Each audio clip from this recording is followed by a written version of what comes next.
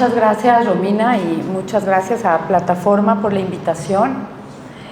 Voy a hablar en general muy brevemente del trabajo de Ghada para después pasarle el micrófono guiándola con ciertas preguntas para darle la palabra todo el tiempo a ella para que nos cuente sobre su experiencia y su carrera como artista. Como dijo Romina, Ghada trabaja en diferentes medios: escultura, video, cerámica y pintura.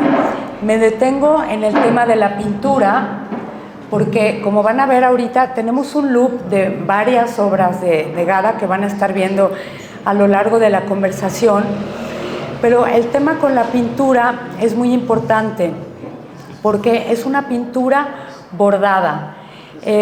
Utiliza acrílico, pero utiliza hilo y utiliza bordado, hace aplicaciones de tela también.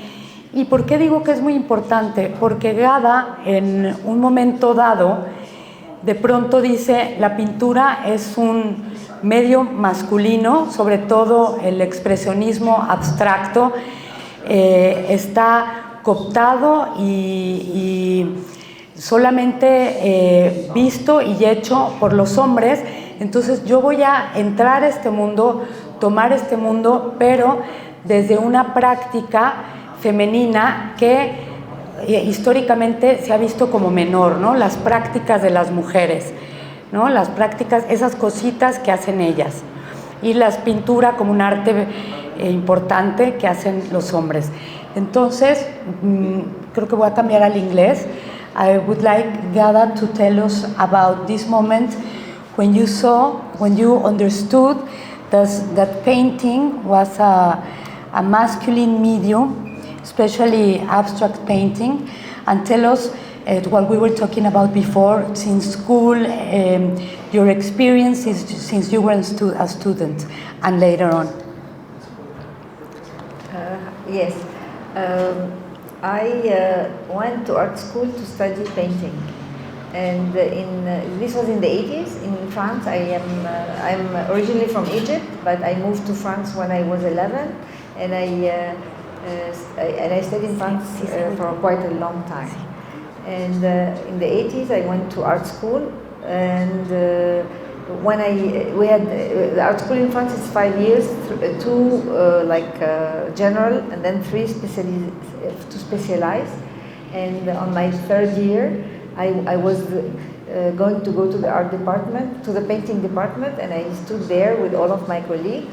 And the teacher told me to stop on the door with three of my friends that were female, and he made all of the male student go inside the classroom. And then I thought, okay, we're gonna go at last. But then he closed the door, and he told us that he cannot teach to women, and that I should, if I want to learn something, I have to ask my male colleague what he's going to teach us, but he cannot teach us directly. So this was a very important moment for me. It was kind of like a slap in the face, because I went directly to the library, and I asked the librarian to give me all of the books that talks about women artists, because suddenly I said, I realized, and then she brought all of no, she told me, we don't have such thing, we don't have books about women artists. I told her, okay, then we can go through all of the history books that we have, and I need to see the artists, but by women. And then she looked at me, and she said, I don't think so. And then we looked at all of the books, and we found nothing. And this is when I realized, this was in 1986, I realized that all art history are made by men, taught by men, and the woman was absent. So I was quite actually surprised and shocked and sad and all, actually I was upset.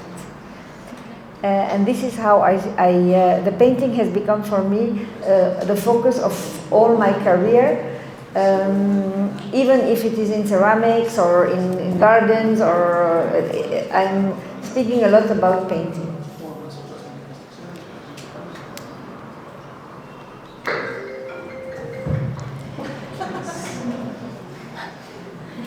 Yes, this, it's important to mention ceramics. Menciona la cerámica y es un medio que ella empieza a explorar en los 2000, 2002 ceramics, you started No, exploring? 2013. 2013, sorry, sí. Empieza a explorarlo y empieza a poder pintar de una manera libre. Because, es que no sé, sigo en inglés, en español, no sé qué hacer. Español, you speak Spanish. Bueno, No? ¿en inglés? ¿Español? ¿Tú qué prefieres? Well, it doesn't matter. Ok. Bueno, platicábamos cómo en la cerámica empieza, y ahorita ella les va a contar cómo es que llega a la cerámica. Queriendo hacer bronce, empieza primero a explorar en cerámica. Pero es muy interesante cómo en la cerámica tiene esta libertad para poder explorar, para poder equivocarse, sin esta como carga o estos fantasmas de tener que hacerlo bien o tener que hacerlo como el canon masculino. Y encuentra esa libertad, y lo que hablábamos hace un rato es cómo ella empieza a hacer bordados como un acto de rebeldía, como un acto de hacer presente, patente, una problemática que estaba sucediendo en la historia del arte por esta grillete masculino, por llamarlo de esta manera. Pero entonces platicábamos también cómo de alguna manera esto también la condicionaba para tomar el medio del bordado. Entonces en la pintura encuentra otra forma de hacer las cosas, perdón, en la cerámica encuentra esta libertad, y ahora nos contará cómo llega a la cerámica y a hacer bronce. Talking about ceramics, how you first started doing ceramics, because porque es una historia muy bonita que nos va a contar de las 100 maneras que hay en árabe de decir amor. So you come. Okay, I am. You mixed all of the languages, but I got it. Okay, I just wanted as well to mention that after this incident with my teacher, and of course in school I couldn't do embroidery, but after I graduated, I decided to switch. I'm going to come back to your ceramic, but I just need to mention this. So I decided that I'm not going to use paint, but I'm going to use embroidery, and I will create a language of medium that only it's about women, a woman language. So I will paint with embroidery. So throughout my career in painting, I decided to make a research and to make a vocabulary, and I think now I can paint with embroidery. But it took me like 30 years. So, but in the painting, when I paint, I'm always extremely upset, and it's always about the masters, this teacher who never let me painting, and I'm always very upset.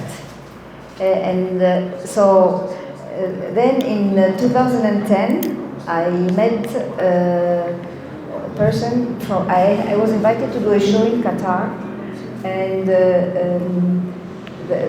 my dealer at the time thought that he could sell them a big painting for a lot of money, and then I told him, no, I'm not going to do painting for them because it's in a Muslim country, and I don't want to offend them, and especially it was not very important for me in 2010 to just make a big drama about women's sexuality, blah blah blah, and it would be very offensive for them.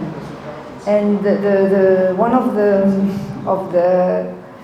donors actually gave a lot of money to do this show, came to see me in New York, and told me, I cannot show your painting. I love your painting, but we cannot show them because in the Arab world, you know what the situation. I told him, I totally agree with you. So he gave me money, a lot of money to explore something. He told me, I give you money, you explore something that you have never done.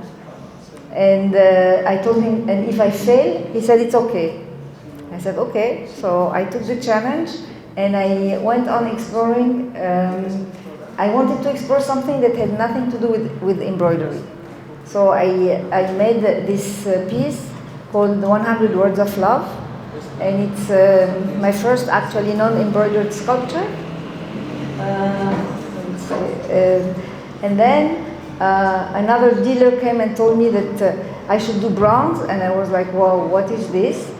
I've never done this, but I just was like, I went with the flow, said, okay, I'll do bronze, and then I explored bronze, but the way I worked is I had to go to see fabricators, because I was not capable to do anything. I didn't study sculpture, and I didn't know what was even sculpture.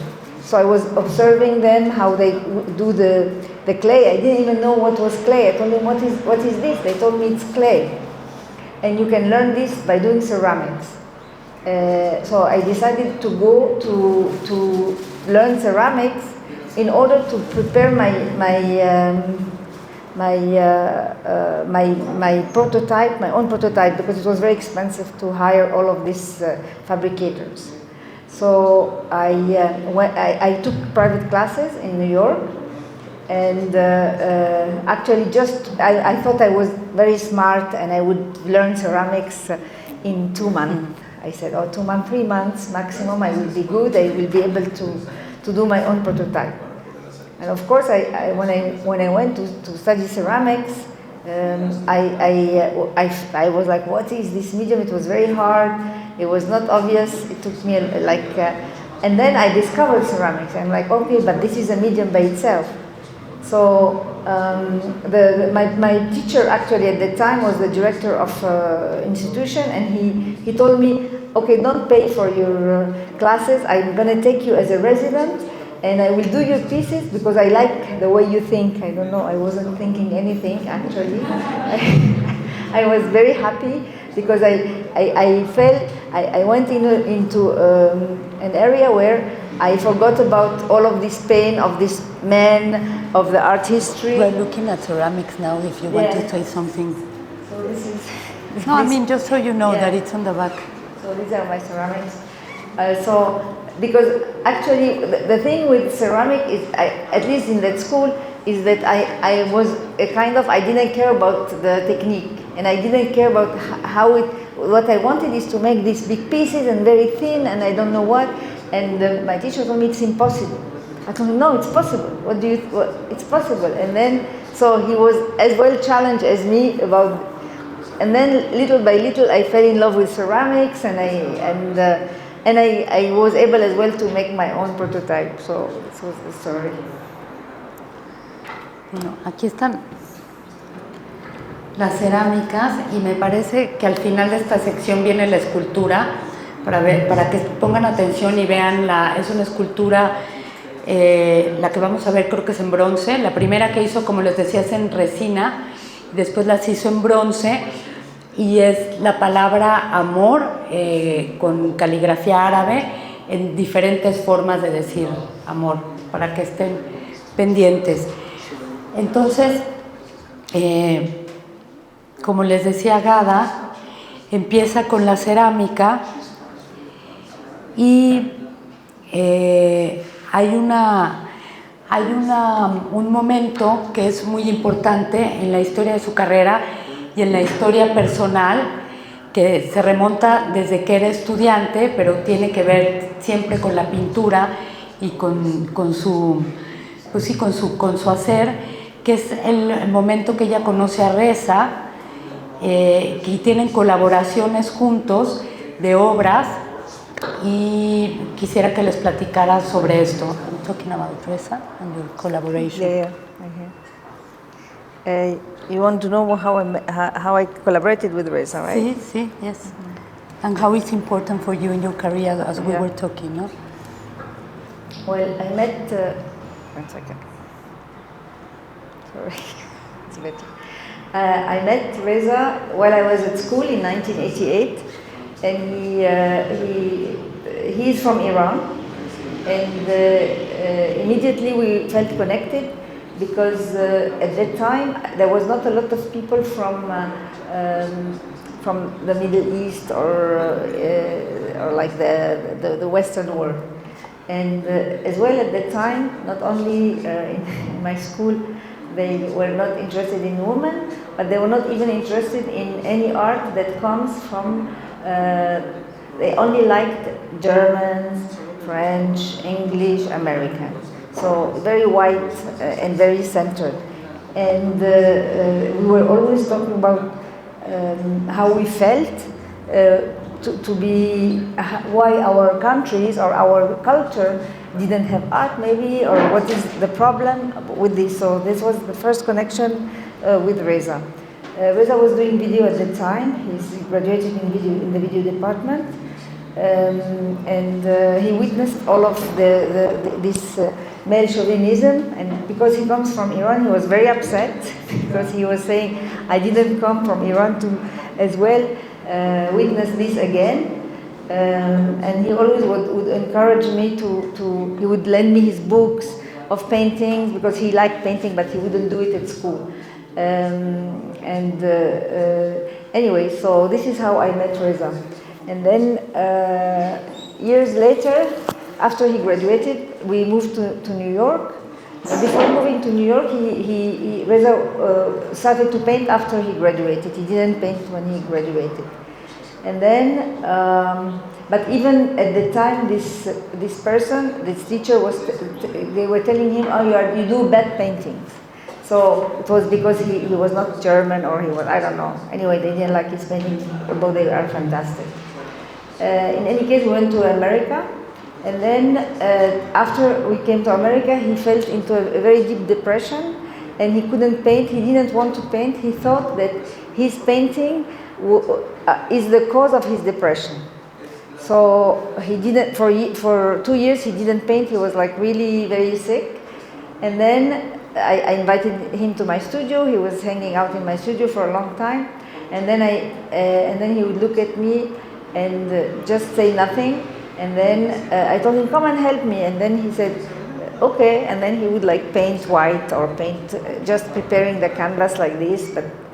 And then one day I told him, I was traveling, and I told him, "Why don't you paint this red, this blue, this I don't know what?" And he told me, "Okay." And then I left, and then I come back, and I saw all my painting painted totally differently with like all of his colors, and then I was very surprised because I thought, "Oh, you want to paint now? Why did you take my stretchers?" And then he told me, "I don't want your stretcher, and I don't want to paint. You know that painting gives me depression. So I'm just trying to help you because your paintings are horrible, and you're doing it's heavy, it's blah blah blah." And then I told him, "You think so?" He said, "Yes, you shouldn't paint like this." And then I said to him, "Okay, but I don't like this area." I told him, "Okay, if you don't like it, go and just change it." So I said, "Okay." This is 100 words of love. Yeah. Anyway, so. Sorry, can we stop about the shadow? You didn't talk about the shadow. Well, I need to finish first this, okay, and then sorry. Otherwise I sorry, forget. Es que como está en loop, estoy un poco ansiosa. Yes, it's a little bit weird, but no, because it's important. Otherwise, we are going to talk about sí.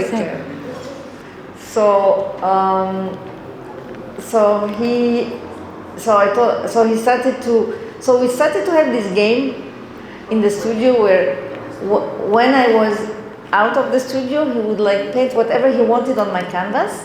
When I came, and then he wasn't there, whatever I don't like, I would like add colors. And then we started to have this conversation, this very weird conversation and very nice collaboration. And then I thought, after 2 years of really like having like this game, I told him, "I think this is collaboration, Reza, you should sign this with me." And he got very upset, and he told me, "You want me to get depressed again? If painting knows that I am painting?" He was like totally, and I told him, "No, but this is, no, I don't care, this is not even art for me. I'm gonna paint everything white now again, I don't want to be involved." So I said, no, it's okay. And then I felt the more we were working together, the more I felt bad. I felt that I was stealing from somebody, so I decided to invent an acronym called RFGA, which is Reza Farkhandi Ghadamer, where I signed these paintings on his behalf and on my behalf. Years later, of course, he he was well again, and then he read about depression, and he knew that it wasn't because of painting that he was depressed, but he was just depressed. And so we decided to work together, putting both names. So what is very important for me and this relationship with Reza is while he was very scared and was hiding behind me in a way in the art world, not in the painting world, he taught me how to paint, and I was hiding behind him so that to add paint in my canvas. So this is the relationship that we have together that is quite beautiful, I think.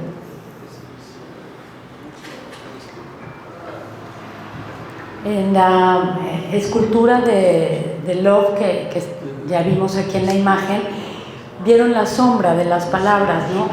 Y en la religión musulmana, en la antigüedad, o bueno, lo que dice la religión, es que los humanos no pueden representar algo que genere sombra, porque eso está reservado a Dios. Entonces eso le interesaba mucho a Gada, retomar esta idea y hacerlo hacia adentro. Además de que está haciendo palabras, no está haciendo algo figurativo, una imagen de alguna persona. Además la sombra se generaba hacia adentro. I'm talking about the shadow. Do you want to tell something more? To make it more beautiful. Yeah. No, I don't know. 1 second. I have my mic. I just going back to the first sculpture I did when Sheikh Hassan came and offered me this experience to experiment with a new medium. The first thing I thought was to do a piece without embroidery, and I wanted to make a sculpture because this was the medium that I had no idea how to do it. So this was a very good experimentation. And I thought, okay, but if I do sculpture in the Arab world, the problem would be the shadow, because the sculpture is more forbidden than painting, in fact, or figurative painting. So I thought that I wanted to actually work with the shadow and to include within the sculpture its shadow. So the importance of the sculpture with shadow is I developed this. Sorry, go ahead. Yeah. Go ahead. So this is how I started my whole series of sculpture that are hollow, so that they can cast shadows on the wall. And yeah. So this is what's about the shadow. Okay. Thank you, Gada. No hemos hablado de los jardines, que es otro de los medios que utiliza Gada como una forma de escultura efímera y en constante cambio, en oposición a los monumentos y a las esculturas que son hechas para la eternidad, ¿no? También como dentro de este esquema patriarcal. Sus jardines no hay ninguno o hay muy pocos que permanecen, todos se retiran y van cambiando, y esta pieza es el 70% de los pobres en el mundo son mujeres.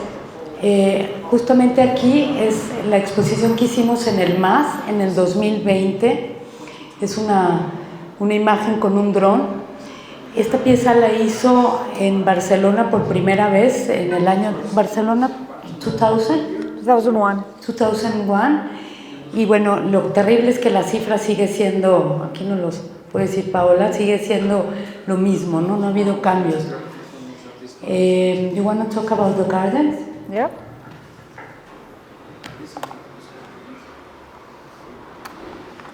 Sorry, I have a second. So I started actually the garden in 1997, and for me, I never considered them at the time as sculpture. It was a little bit of a rebellious act as well, another rebellious act of mine. I was invited in France in 1997 to make a show, and I thought they invited me to show my embroidery. And then when I came there, they told me, no, we don't want to show you embroidery. You have to do something outside. I don't know. I cannot show my embroidery outside because it's gonna be. It's not impossible. They told me, no, I don't want you to make embroidery. You have to stay stay here until you find an idea for outdoors. So I was a little bit upset because he was arrogant, this guy, I thought. And then after 24 hours, he came back, I told him, then I said to myself, what would a woman do outside? Because outside. So I thought, oh, a woman would garden, so I will make him a garden. And he's going to be so upset that he's going to disinvite me. So I told him, I'm going to make a garden. And he loved this idea. So this is how I went into garden. Then, of course, my first garden was a disaster. All my first gardens was a disaster. The idea was good, but I didn't know how to make gardens. I have never made gardens. And I'm not a great gardener. But then after, a year later, a curator, the name of Rosa Martinez, heard about this garden, and she invited me in Barcelona. And next to Barcelona, to do a show outdoor as well with other women artists. And I went and I did my first garden, which was cactus painting. What's here? I don't know. It's a little bit. It's okay. So I did my first garden, and then she kept on inviting me until 2005, until the Venice Biennial, where I did the garden in the Venice Biennial. To develop my garden, and then from then I got a little bit more invited, not much, but I have decided that in 2005 I needed to have an engineer in order to make my garden. They became more architectural, and so I developed the garden like this. So now I really consider them my first sculpture, actually. Looking back at, after I made this experience with sculpture and ceramic, now I call them sculpture garden. Y bueno, podríamos decir que se dividen en temáticas políticas y activistas, y los que son sobre el amor y sobre la mujer.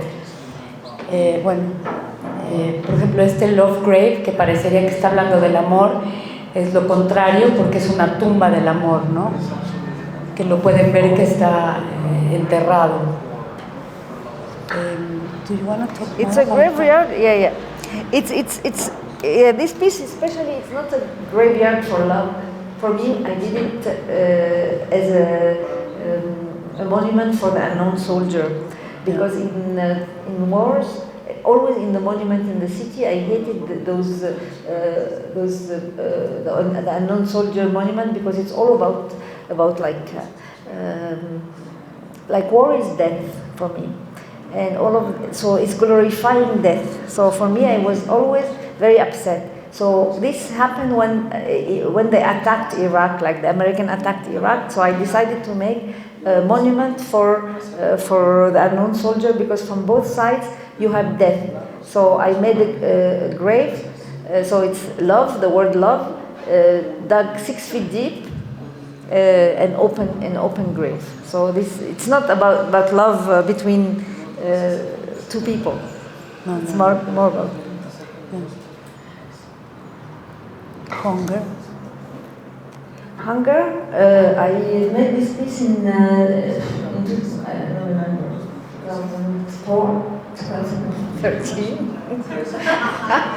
I cheated in 2013 at the Smithsonian ground, and it was for Earth Day, and so I decided to plant with rice the word hunger, and it was for the Museum for African Art at the Smithsonian.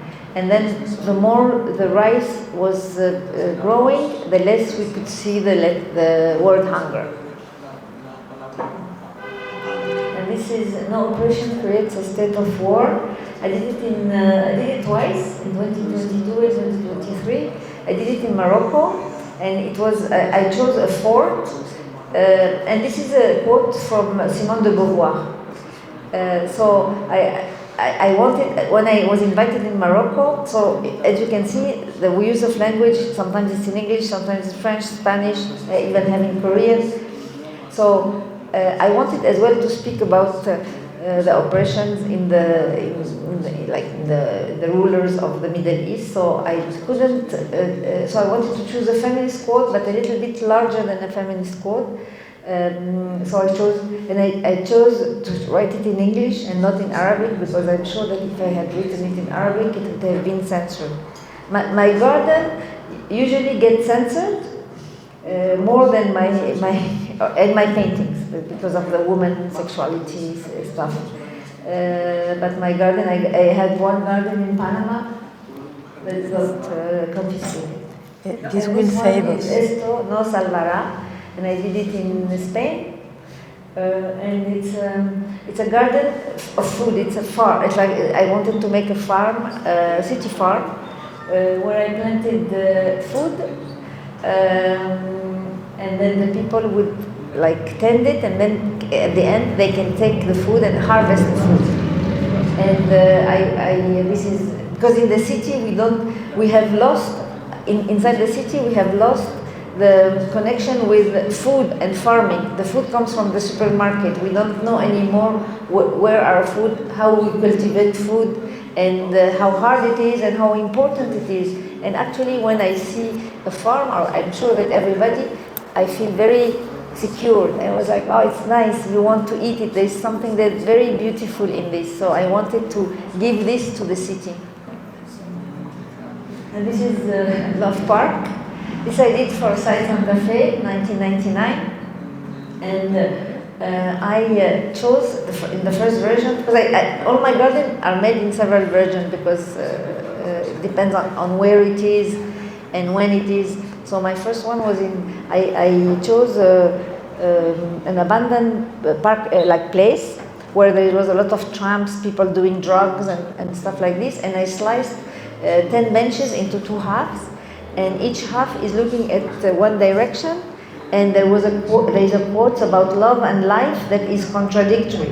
So you walk in this park, and then you just read, and then you can sit, but you can never sit with your partner. You have to sit reverse. So, women's qualities. This is a funny one. So the first one, it was in 2000, was in Korea. So when I went first time I went to Korea was in 2000, and as an Egyptian living in America, I've never been to Korea. For me, it was like the end of the world, and and everything was different, food was different, and so I was like, okay, and I was supposed to do something on those plants, and I decided to make a survey. So it was in front of the museum, so I said, if I know how they think about women, I will understand more this culture. So I made a survey and asked them to give me 7 qualities that defines women. And then, no, not like 3 qualities, so I was like making a polling for 2 days to understand what is a woman for them. And then at the end, I took the 7 qualities that were the most recurrent. And I was very surprised to discover that what they said, it was submissive, presenting well the food, having good eyelashes, rich, so this was my first, so I planted it in those plants that bloomed once the summer in a very red color. And then during COVID, I was invited again to do the piece, and I thought it would be in America. I thought it would be interesting to redo the same piece, because after Me Too movement, all of the women liberation movement, I wanted to understand, especially the American, how what are the women's quality in America. So I redid this piece. Gada, you were saying that a lot of your gardens have been censored, some of them, but also your paintings because of nudity and of the women. Yeah. And we were talking earlier about this canon of beautiful women that you use in your paintings, in your embroidery. Yep. And you take them from magazines or from pornography. And I think it would be important for you to tell us why you choose them and what they represent for you and for what you want to communicate. Yeah. So when I decided to use embroidery for instead of painting, the first 2 years I used women in their daily routine. So women cleaning. Actually, the first painting I did it's called 5 Women at Work, and it's a woman cleaning, tending the child, going to the supermarket, cooking the food, and the 5th woman is me. Doing like embroidering and deciding that I will embroider to protest the woman's inequality in the art history. So I did for 2 years this, but I felt that the medium of embroidery and showing the submissive woman was too much. There was nothing was happening for me. I was like, okay, was too flat, was one-dimensional. And as well, I couldn't paint. It was just drawing. So I decided to choose a woman from a male point of view. So I chose so I decided to go into choosing women from erotic magazine made for men, soft porn, if you can, if you want. And of course, in the beginning, for me, was to show the double submission of the woman, and the woman, how she is seen. Either she's a princess. I used a lot of as well princesses in my like Disney characters as well, with because it was the representation of women as society wants them to be. You look at all of the advertisement, it's all nice, white woman, thin, like sexy, like this. So this was for me very important to use this kind of representation.